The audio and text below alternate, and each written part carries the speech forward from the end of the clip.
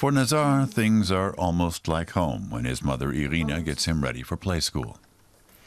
But Nazar's home is nearly 1,000 kilometers away in eastern Ukraine, in a war zone.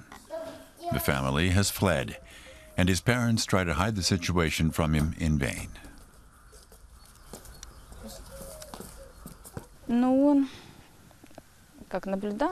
He hears us talking, and he doesn't believe us. He asks, "When are the bad men going away? I want to go home."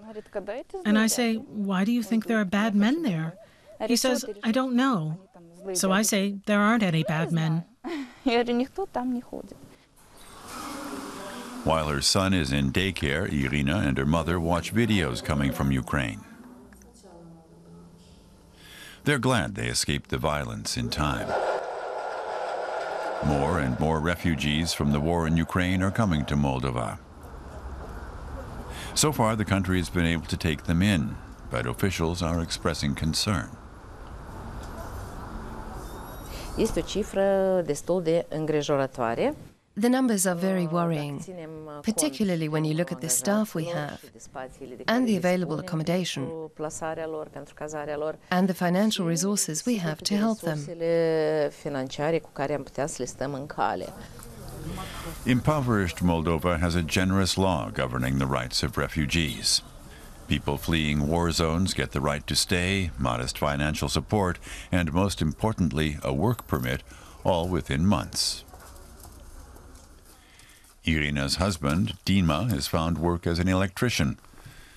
Together with Moldovan colleagues, he's laying telephone lines in a new hotel.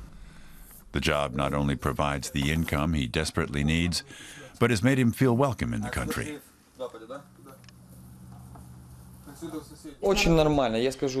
I feel quite normal here among the Moldavians. The people are very friendly, and I have not experienced anyone insulting me or treating me badly. That hasn't happened. The way people in Moldova see it, there are old ties linking the two countries. They're still close. It's good that our country is helping the Ukrainians. That's wonderful.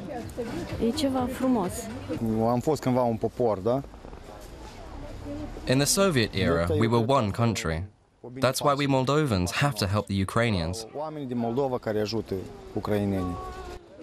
Help is essential because Ukraine is beset by war and despotism, says Taras.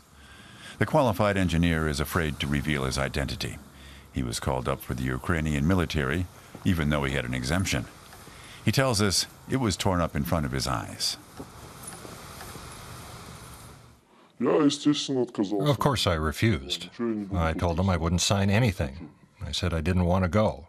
They locked me up for 4 days and they beat me. I saw that I'd only get out of there if I signed. He was taken home under police guard to pack. He managed to escape through the window with nothing but his passport. Friends helped him reach Moldova. Moldovan officials refused to acknowledge him as a refugee because he doesn't come from a war zone. He has the help of a lawyer. He's told the authorities what the Ukrainian police would do with him. And he's even showed them pictures of what happened to another objector who was deported from Moldova.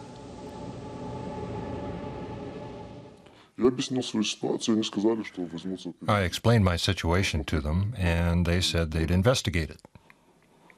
Now I'm waiting for the answer. Moldovans are observing the situation in Ukraine with concern.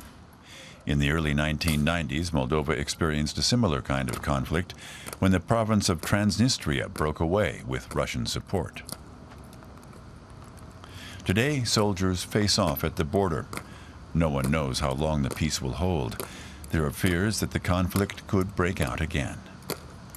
I'm very scared. War is the worst thing there is, and I am afraid. I don't think we will have a conflict like that again. The politicians are moving in the right direction. Dima doesn't want to imagine the war in Ukraine spilling over into Moldova. The family has managed to find some normality here, and they're clinging to it. Where else could they go?